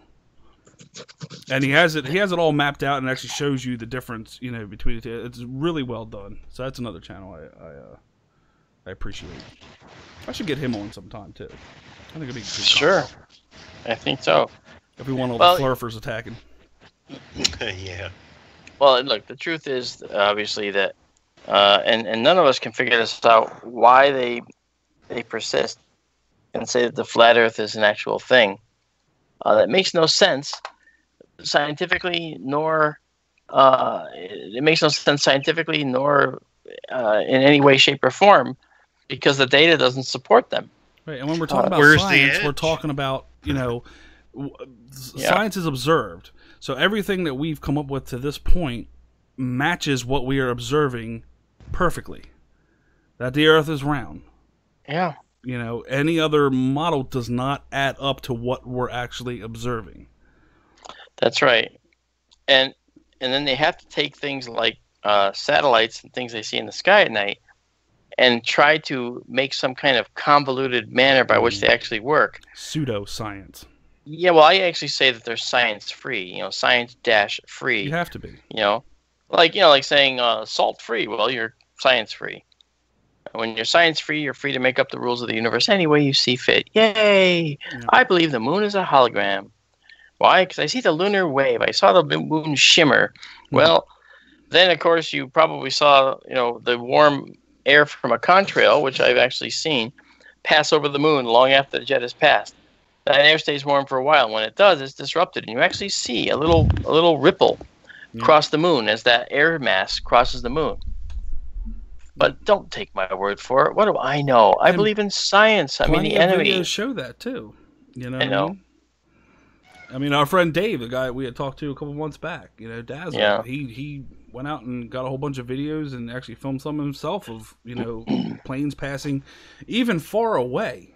And you can literally count the seconds until that wake hits the front of the visual of the moon and causes that ripple. Right, and the plane is long gone, but the ripple will remain behind for like about 10 minutes or so. And then when we were talking to the astrophysicist, he said, it's even possible for a micrometeorite to cause that if it's entering the atmosphere, Mm-hmm. Oh, wow. Yeah, I guess it could. Yeah, I mean, anything that can cause the atmosphere a linear disturbance like that can do it. And, the high speed of a micrometeorite can do it over a relatively short distance. Yeah. But, and it's a much higher altitude, so it's a much shorter distance, and that's probably more rare. Obviously, it is more rare. Right. A jet contrail, on the other hand, I mean, at a certain point of the night, the moon is going to cross over where the jets pass through, typically, because there's a number of locations, a lot of the super highways for the jets out here. That's right, a number of the jet lanes, especially when you have the jet stream, and I've actually seen it. And I've sat on my front porch, and I actually have a photo I put on Facebook. I was just waiting for the overseas flights, which pass over here every day at 5 o'clock in the afternoon, and the moon was at just the right altitude, where I thought, okay, I think one of these international flights is going to cross right in front of the moon. So I sat there with the camera and just waited. And I was rewarded. After about 15 minutes, I saw this SAS flight coming in, and I said, aha, this is the guy. And I zoomed in on the moon, and then I moved a little to the right. And as soon as I saw the nose of the plane, I panned to the left and took the picture, and it got the plane dead center over the moon. It was just pretty. And the more data you have, the better. You know what I mean? Which is why I was adamant about adding this data that you now see on the screen. Just to help out in any case that we do catch something, that, you never know. I mean, that might help us out tremendously, knowing what the altitude was and whatnot. So I also have one that's, is how close the moon is to Earth. But I didn't really think we needed that one on screen because, it's not really shifting by all that much very often. And the truth is, like, when you look at the moon, I mean, we think the moon is very close when we look at it in the sky, but if you actually saw the scale, and I wrote a program for this to show you how she did. I know that it's actually pretty far away. It's actually pretty far away, and once you see it at the right proportional distance and size, then you realize why you don't see a lunar eclipse every single month and a solar eclipse every single. I'm sorry. I believe every single month because of that. Size is the biggest problem with these alt theories of the Earth and the moon landing and what we're seeing and space is fake and all that other stuff. I just don't think people grasp how big the Earth actually is and how big the moon actually is. Yeah, you know what I mean. I think okay, we live on Earth. 8,000. I mean, that's. I don't think people have a concept of how big the Earth actually is. And like when you talk about, once again, I hate to get back to the furfers, but they're like, oh, look, I'm up in a plane and we're above the clouds and, we don't see no curvature. And it's like, yeah, because you reset your base to now it's the clouds, it's not the ground. Didn't that guy get off the ground? Mike Hughes? I don't know. I laughed too hard the first time he tried it. Mike Hughes, the flat earther that was going to take a rocket up to the moon or whatever he was trying to do. He was going to go up he wanted to go up to prove the Earth is flat. Well, I mean, if his rocket doesn't get up past 10,000 feet, he will. But on his face.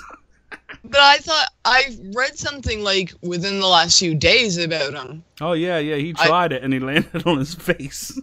Yeah. Oh yeah. That's right, he did. I think he was just looking for funding from the flat earthers.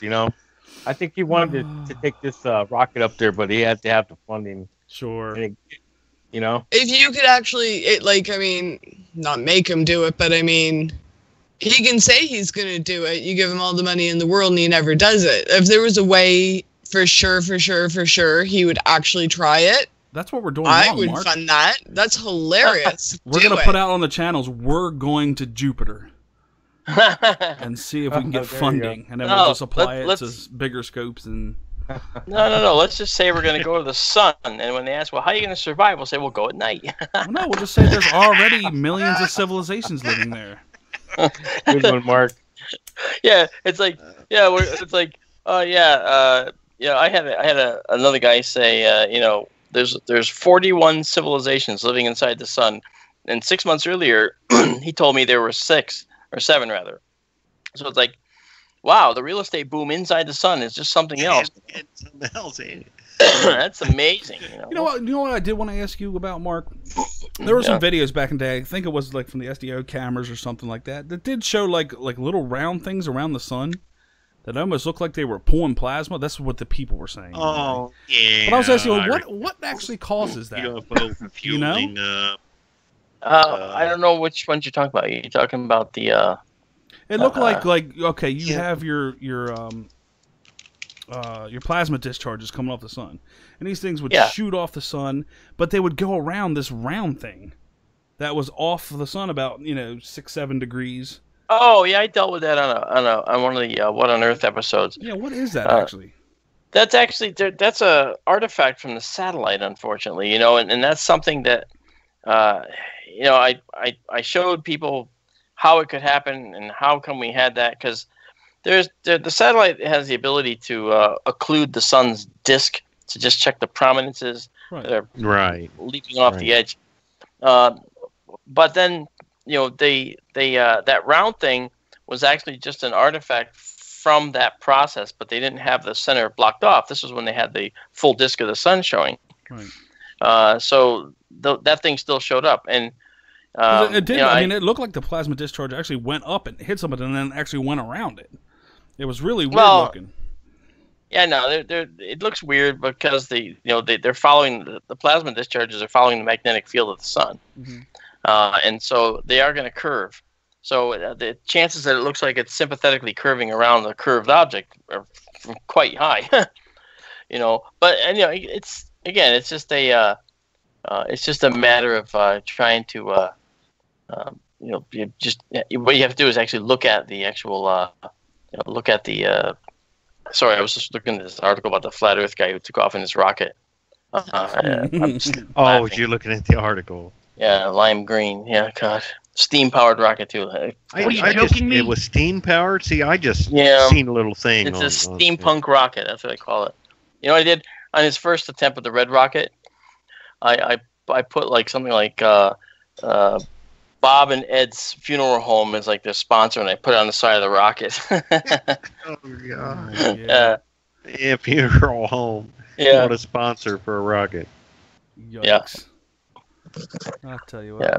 I think what I'm going to do is I'm going to wrap up Skype, and I'll let the I'll let the wide field play a little bit. I do have to get up at 5 a.m., which is going to suck. Thank you for having me join you. My God, it was so good to talk to you, Dave. Oh my God. Yeah, everybody. It's great. Don't be a stranger now. Oh, you have no excuse not to be in touch often. No excuse. I know. And we do. We missed you. We love you so much, and we were all really worried because it's not always the case where no news is good news. You know what I mean? So we're just glad you're safe and you're healthy and you're back where you belong. Yep. Thank you, everybody. Great to hear.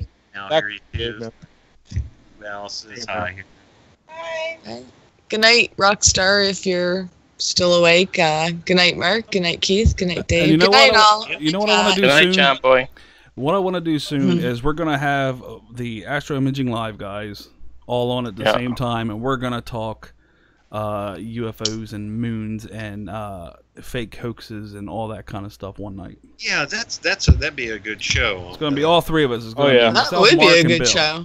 Cool. Yeah. Cool. That'd be a really interesting show. If we can pull Bill away and get him free.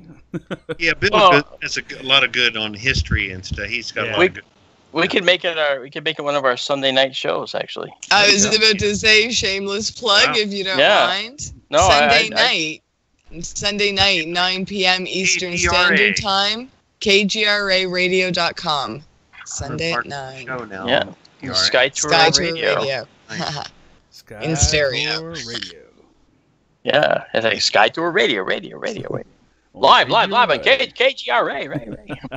Yeah, it'll be really fun. And this weekend we're going to be talking about the constellation of Lepus, the rabbit, which is the hare, and of course it's Easter weekend. Right, it's appropriate for Easter. Absolutely, and I'm sure Amanda would have a video up during the day for that. I will have Sky Tour News up, yes, but you'll have to tune in to Sky Tour Radio to hear about the rabbit. Yeah, I don't always get to Amanda's needs on time for what she needs me to do for some of these things. She wants me to look at the videos, not the videos. She wants me to review the videos. Some of the things, and some of the videos, and then the text for the Sky Tour News. So I help her edit that a little bit. I give her little pointers here and there. I don't want to put it up if there's wrong information or misleading pictures or something, right? So yeah, and that's my point, is that you're very thorough, and that's you can't buy that. You can't buy that. So I just want everybody to know that I'm very appreciative of what she does. Get her dead. And yes, it's gonna make you embarrassed, and I'm sorry, but too bad. Ending in a big love fest. I love it. Yeah. Awesome big plug. love fest. And we are talking about Pine Bush once again. We are only 6 weeks away. Myself, Mark, Amanda. Are we still question marked? We're still question marked. Okay, we're still question marked. Jenny's on her way there. We got, of course, Bill and a whole bunch of other people. So that's gonna be, there's gonna be tons of video coming out between Bill's channel, Mark's channel, our channel, the Facebook pages. It's just gonna be crazy once again. I know. I mean, I'm gonna be busy. I got all kinds of things. It's like. In just a couple of weeks, I'll be in Arkansas doing a talk down there. What are you doing down in Arkansas? And down in Arkansas, I'm gonna. How it should be said? I swear I believe that. Down in Arkansas, I'm doing a talk on exoplanets at the what is it? The what's the name of the conference? It's a conference. You mostly do exoplanets, right? Talks. Have you stuck to mostly exoplanet talks in the last year or so? Yeah, I've done a lot of those, but they vary because, I talk about exoplanets and life on Earth and how Earth evolved here. I talk about Ozark conference. Right. Yeah, the Ozark UFO conference. Okay. And I just inject a little science and a little reality into this, because I don't want people to think that this is just a tinfoil hat science, because it's not. We have reasons why we believe this as astronomers and science people. We actually believe what we're saying, and I know that's hard to believe. Nothing teaches better than the toilet paper thing. My toilet paper Earth history has gone over very, very well, and I get the toilet paper in my audience. And once again, Dave Shock, I want to thank you very much for coming on, giving us an update. It is great to see you back at it once again. I'm back. And hope you stay in touch and definitely keep us updated. I sure will. On the CubeSat. And Mark, one last question for you. Yeah. What's the new name of the UFOTOG? Oh yeah, I'll just quickly say UFOTOG 2 was our unit to scientifically look for evidence that unidentified flying objects are here from some distance away. And the problem was the word UFO is in the title, and when you're looking for funding, that just isn't a good idea. So now it's called the Aerial Anomaly Detection System, AADS, and Doug signed off on that. Doug Trumbull, he's okay with that, and we're doing our best, because now, see, the AADS can now serve more purposes. It can look for UFOs or evidence of them using advanced physics and sensory things, which we're doing, which we want to do. And it can also look for meteors. It can also look for the killer asteroid, using some of its photography techniques, because the cameras are exceptional that we're developing. So we think it's going to be a much better system than even we originally envisioned it. So that's where it goes. Yep. That be that. Very good. And once again, it's Mark on KGRNA and Commando on KGRA Sunday nights at 9 o'clock. And the YouTube channel. KGRNA. Yeah, and the YouTube channel is up and running once again, streaming. Yes. So and subscribe to Bill NY Skywatcher, please. Bill and thank New York you. Skywatcher. That's right. He unfortunately couldn't join us, but he's the life of the party. And we'll be our host, our gracious host at Pine Bush in May. And Philipalooza. Great videos, yeah. And he has a telescope too, and he usually focuses on Pleiades. Yeah, meteor showers. Yeah, well, meteor showers for sure, yeah, but always fun to be had over there, so check that out. That link is in the chat. Absolutely. Yep. I think we've plugged everything. And Mark, thanks for getting a second landing coming on. Yeah, and that's exactly what it was. That's cool, man. That's cool. I'm glad you prodded me a little bit, and Amanda, you too. Yeah. So what I'll do is I'll end this with you guys. Once again, I'll let the stream play for a little bit, and Yes, enjoy the rest of the show, guys. Have a great weekend. Yeah, thanks for listening. Thanks for listening to us ramble on and enjoy friendship. Yay, friends! Yay! Oh, Keith, cut it out. Put a lid on it. All right, guys. I almost broke out with a little help from my friends, but don't plagiarize. Thanks a lot, Rock, for hanging out as well. And Rock, we'll have you on again pretty soon. Actually, we got to talk Sunday anyway. So, cool. So thanks everybody for joining us. I'm going to hit back to the music, and we'll see you next time. All right. Good night, all. Good night, all. Good night, owl.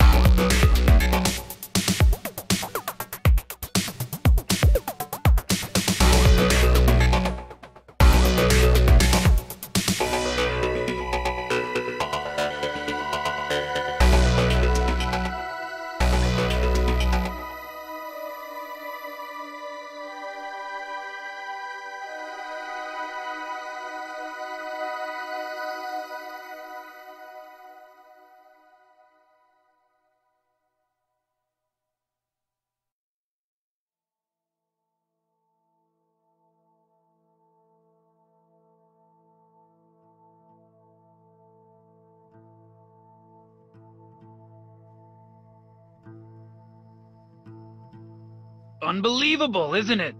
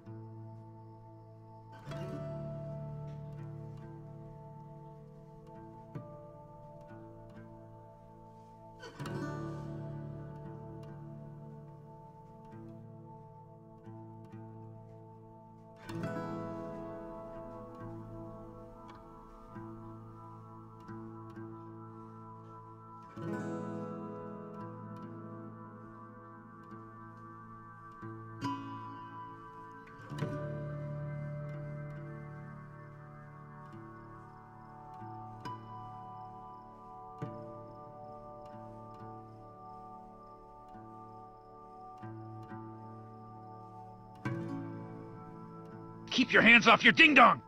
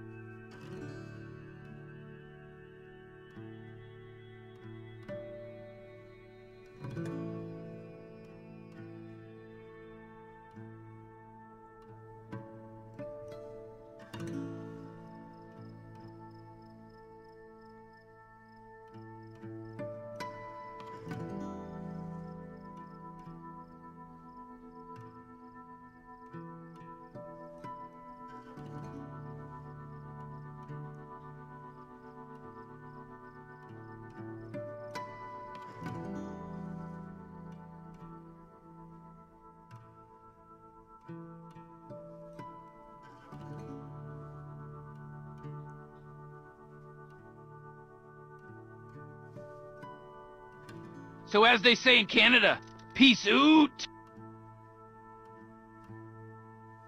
Bye! Later! I don't give a fuck! Just shake that ass, bitch, and let me see what you got! Just shake that ass, bitch, and let me see what you got! Roll credits! Just shake that ass, roll the credits, go! That's the end, motherfucker! I don't give a fuck is my new catchphrase! Fuck you!